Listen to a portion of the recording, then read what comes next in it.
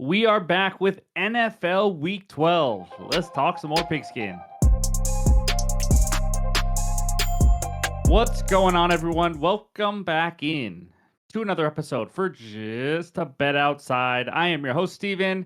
Here we go, baby. It is time for NFL Week 12. We went 1-1 on Thursday Night Football. Higgins just cashed us out in the fourth quarter, but we'll go over that recap in just a little bit. As you guys know, it's been a really profitable last few weeks, so hopefully we can keep that rolling. But if you're looking for player props and anytime touchdowns, that video will be out on Friday like every single week. And if you're watching this on Thursday or Friday, the NBA Best Bets video for the Friday slate will be out after this one as well. So before we get into anything, we got to tell you about this new promo with FanDuel. This is an insane new sign-up deal for new customers in Missouri. Congrats, your state is going legal with sports betting. All you got to do is sign up using the link below. If you do that, then you bet $5, get $400 in bonus bets if you sign up before December 1st. Just an absolute incredible deal. So again, this is for new customers in Missouri. But of course, you must be 21 years or older to gamble. If you have a gambling problem, call or text 1-800-GAMBLER. All right, let's get it rolling here with a little dad joke. So here we go. Did you hear that NASA is about to launch a new mission to apologize to aliens? It's called Apollo G. That was a stretch. In this video, we're going to recap Thursday Night Football, and then I'm going to give you all my Week 12 trends. As you guys know, we hit that trends parlay last week, and then I'll give you my leans for the weekend, my best bets, and then, of course, the trends parlay yet again. We got to do it again, and then the recap. So hit that like button if you haven't already. Also, if you're on mobile, hit that hype button. Apparently, it helps your channel grow. It gets your video out to a lot more people. I don't know a lot about it. I just heard about it. So if you guys are on mobile and have a chance to hit that hype button down there in the comments, I would really appreciate it. And of course, if you're new, hit that subscribe button. Come join this awesome community we have here. But let's get this party started. That means it's recap time. All right, there it is. A 1-1 day in that Buffalo-Houston game. Higgins over 27.5 receiving yards. I can't believe we had to sweat that out until the fourth quarter. He had 2 receptions for 18 yards on 7 targets, the most on the team. Absolutely love the read, whether that won or lost.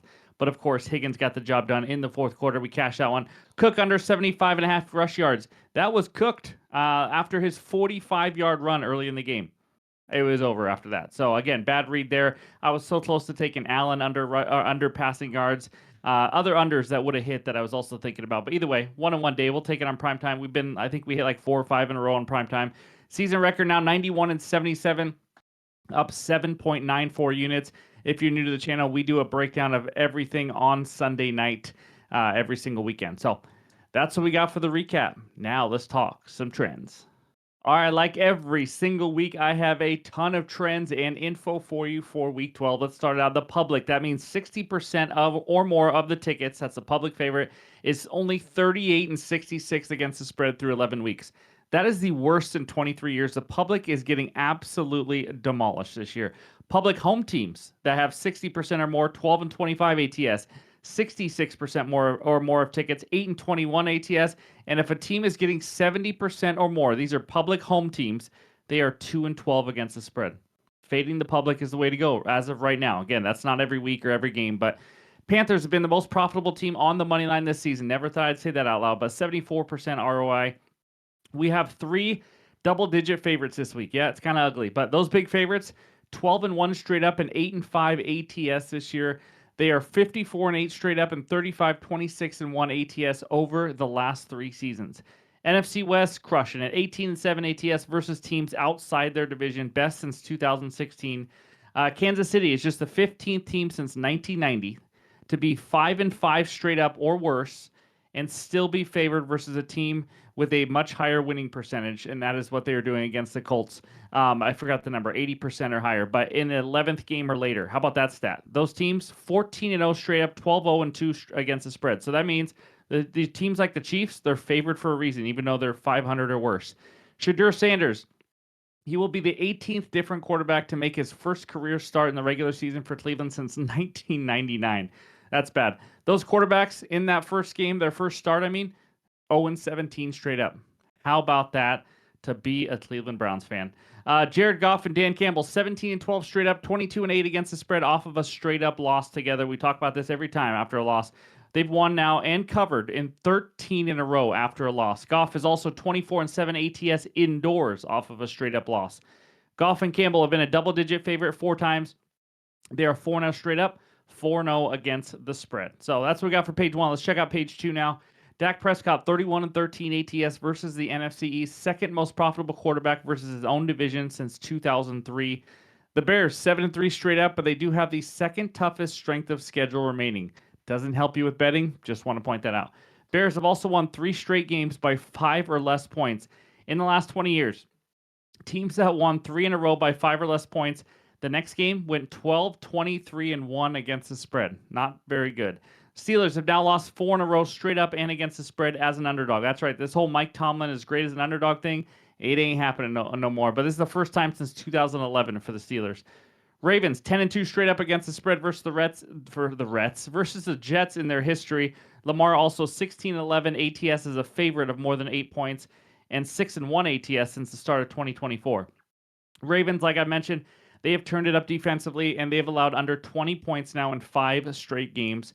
Teams on an 8+ game win streak are 11-20-1 ATS since 2020. That would be the Patriots this weekend. Speaking of the Patriots, they have now won 8 straight first half money lines. So again, that's one of those trends that has just been so profitable. 11-1 on the first half money line in the last 12. Seahawks, that's right, the best team ever. Seahawks are a league best 8-2 ATS this year, but road favorites above 11 points are just 3-7 ATS since 2020. Surprisingly, just 5-5 straight up too, which is kind of crazy. Seahawks are also 9-3-1 ATS on the road under McDonald. As you guys have known since we talk about it all the time, they have been the #1 road team by far in the last 2 seasons. J.J. McCarthy is 7 for 23 on 3rd and 4th down this season with a 25.4% quarterback rating. It does nothing to help you with betting except to know this young man is struggling. So that's what we got for page 2. Now let's check out page 3, the final one. Packers are only 3-7 ATS this year through 10 games. Only the Commanders are worse. After week 1, we all thought the Packers were going to be Super Bowl champions.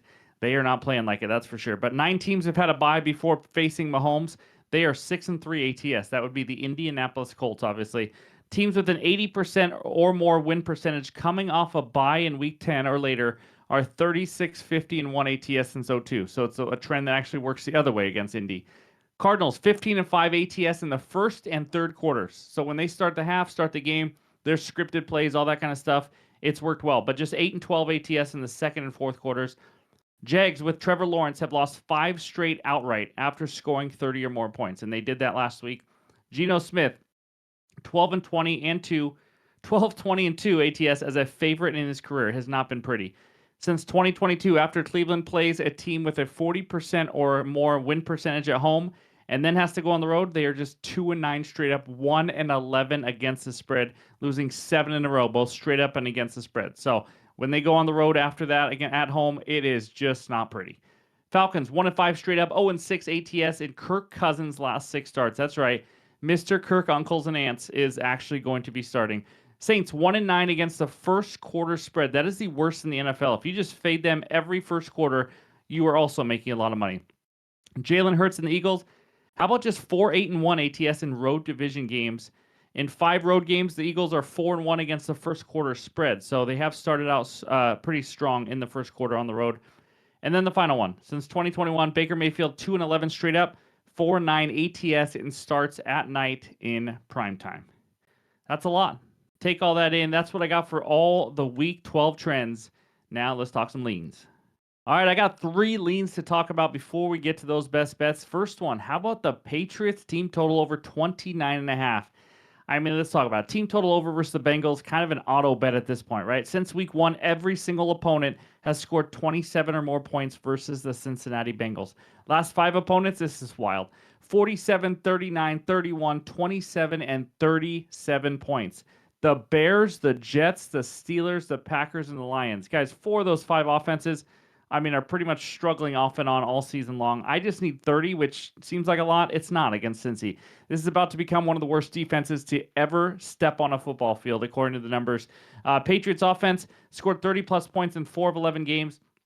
Running game has struggled off and on this year, as you guys know, but Drake May been one of the best in the NFL, MVP favorite, that all that stuff. But if the Bengals can actually push them a little bit and kind of get their scoring up, because you kind of want a running mate when you got these team total overs, I don't think the Patriots should have any issue here getting to 30.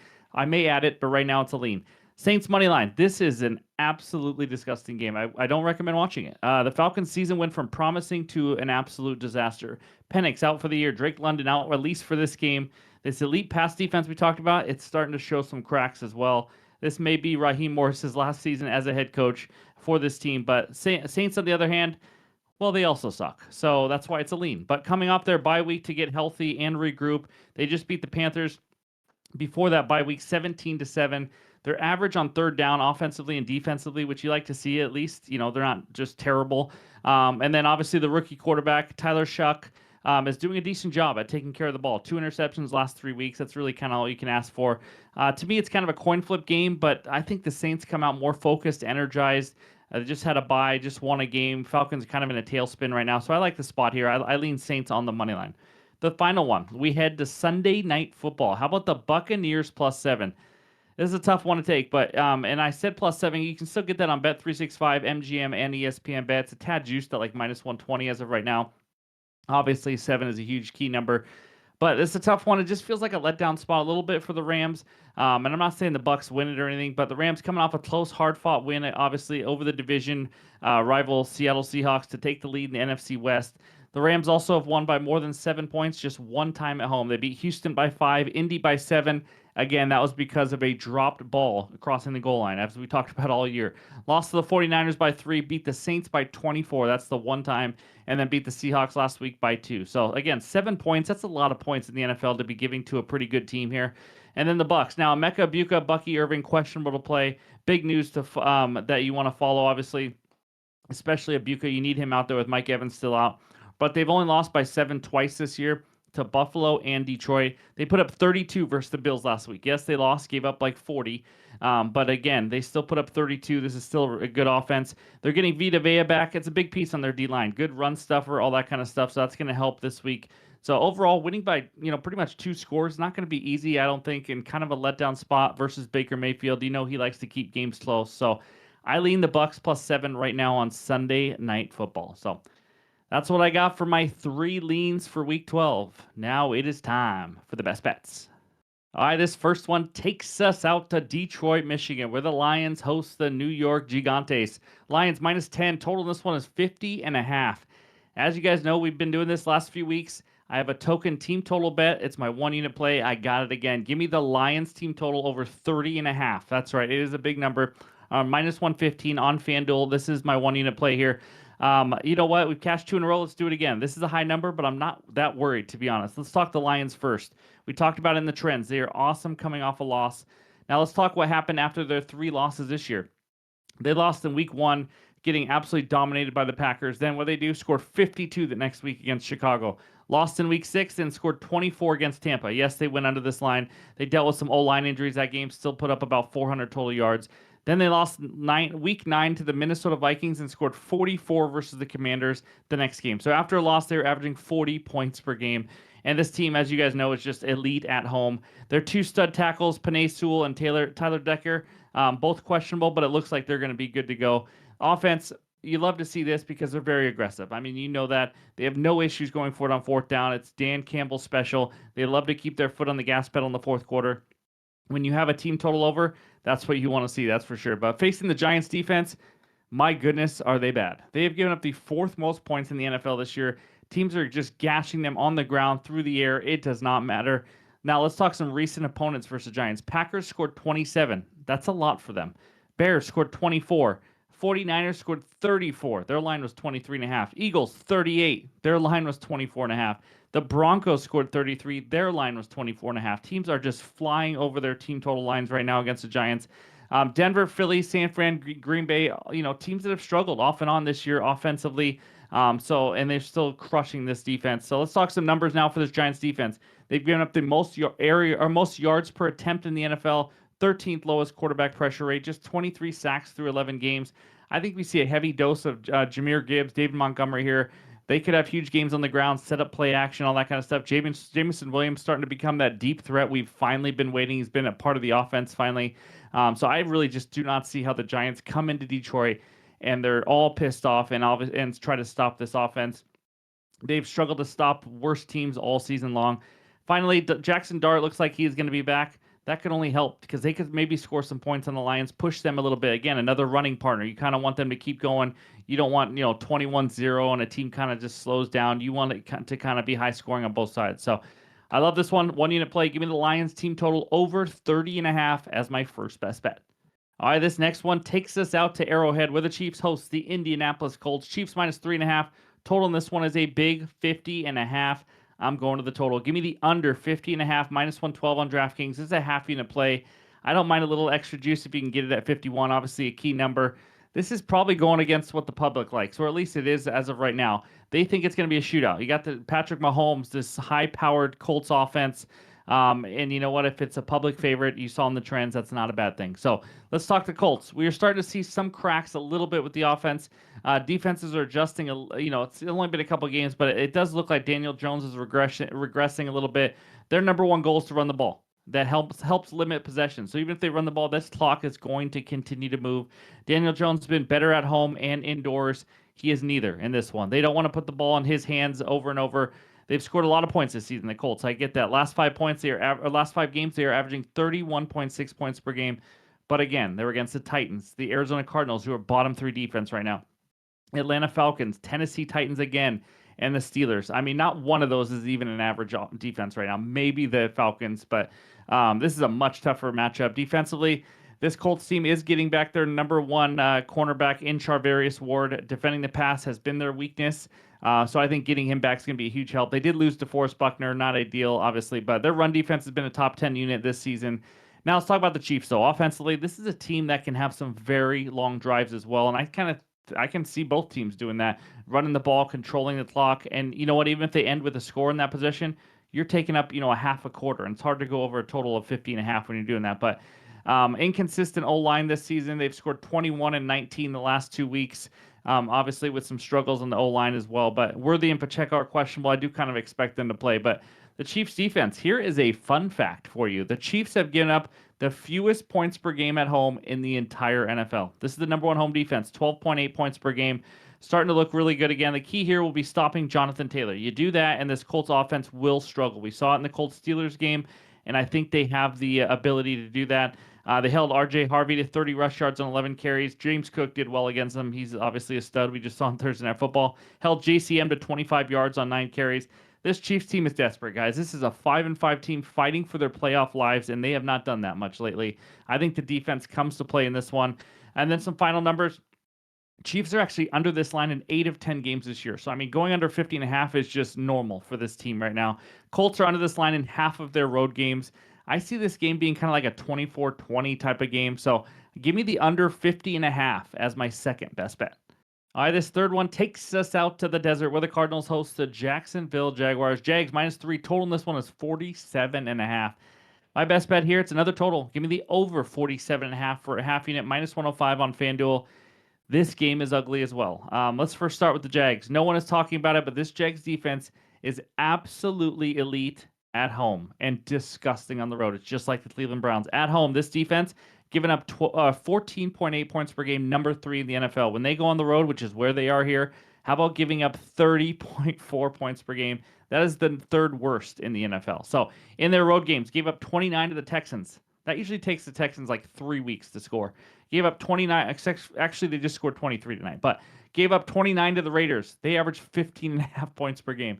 Gave up 21 to the banged-up 49ers team in Week 4. Gave up 31 to the Bengals. And, oh, by the way, the Bengals had Jake Browning at quarterback that game. They have been horrendous defensively on the road. Jags offense averaging 24 points per game this season, and this is a great matchup for them. The Cardinals, this defense is an absolute mess. The last 3 games given up 41, 44, and 27 points to San Fran, Seattle, and Dallas. They can't get pressure on quarterbacks. They can't tackle. They can't cover anymore. CMC ran for 6.2 yards per carry. Charbonnet and Walker combined for 150 on 28 carries. And the Seahawks don't even have a great running game. Javonte Williams had 5.5 yards per carry as well. The Cardinals team is a mess. This head coach is not lasting very long, Gannon. Brissett is still throwing it decent, though. He just set an NFL record for completions last week. I think he was like 47 of 57. I expect him to throw it a ton again. The reason it's not a one-unit play, there's some offensive injuries. Obviously, Marvin Harrison is still out.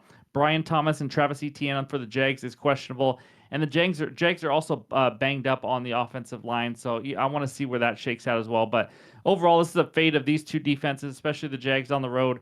I like a high-scoring game in the desert. Give me over 47.5. That is my third and final best bet, but we are not done yet. Let's talk the Trends Parlay. All right, here we go. We hit our first Trends Parlay last week. We are 1-0. Let's make it 2-0. The Trends Parlay this week, plus 322 on DraftKings for a quarter unit. Jets team total under 17.5. Raiders money line, and the Cowboys plus 3.5. So here's the deal with this one. I've just taken 3 off the trends sheet that we went over earlier in this video. That's what we did last time, and I'll just talk about it briefly. But the first one, Jets team total under 17.5. The trend here that we're tailing, the Ravens have given up less than 20 points in 5 straight. So technically, this isn't exactly like that because they could score 18 or 19 and still go under that, but over our thing. But their original line's 15.5 here. I just took it to 17.5 to be safer. And the Jets stink. I mean, Tyrod Taylor's the quarterback. He has 0 weapons to throw to. Garrett Wilson and others are out. This Ravens defense, I talked about it a few weeks ago. I expect them to be playing better, and they absolutely are. They have made some adjustments, gotten healthier in the secondary, and they've definitely shown that lately. This can be their easiest test and first home game since October 26th. Jets have gone under this line in 3 of their last 5 games. Second leg, the Raiders money line. Yuck. The trend we're tailing here, Shadur Sanders is now the 18th different quarterback to make his first career start in the regular season for Cleveland since 1999. Those quarterbacks 0-17 straight up. Let's make it 0-18. I don't really want to talk about this game much. If the Raiders can't beat this Sanders and this Browns team at home, they have some massive issues. I mean, they already have issues, but this Browns defense, I mentioned it over and over and over again. They suck on the road, and they are absolutely elite at home. Giving up 14 points per game at home, 29.7 on the road. It was just like last season. This can be Sanders' first road start in the NFL. Give me the Raiders to win this game. And then the final leg, Cowboys plus 3.5. The trend we're tailing here, Jalen Hurts and Philly, 4-8-1 ATS in road divisional games. Fading the Eagles in this defense right now is not a fun thing to do, but divisional road games, they're tough, obviously. What I do like about this is the Cowboys' defensive improvement. We talked about it last week when I talked about Ashton Genty's under rush yards that cashed easy, all that kind of stuff. They've added Quinnen Williams, Overshone, and Logan Wilson are back. Huge help to that linebacking core. I mean, this is a different defense. I'm not saying they're top 5 or elite or anything, but Eagles' offense can be very inconsistent. I do kind of see a lower scoring game here. So plus 3.5. Technically, it's -3 right now, or plus 3. I went to plus 3.5 because it's a parlay, and I wanted to. So that's what we got. But those are the 3 legs for the Trends Parlay. Let's see if we can get another winner. So that's what we got for the video. All the trends, the leans, the best bets, and the Trends Parlay. Before we get out of here, let's check out that recap. All right, there it is. The Week 12 best game bets. Again, player props video will be out on Friday. Lions team total over 30.5 1-unit play. Under 50.5 Colts and Chiefs for a half unit. Over 47.5 Jags and Cardinals for a half unit. And the Trends Parlay. Let's win it again. Plus 322. I just sprinkle a quarter unit on it. Jets team total under 17.5. Raiders money line. Cowboys plus 3.5. That's what we got. Thank you guys for watching. As always, really appreciate the support. If you haven't already, hit that like button. And also, if you're on mobile, hit that hype button. Apparently, it does some awesome things. So anyways, appreciate you guys. Hope you guys enjoy Week 12, and we'll talk to you soon.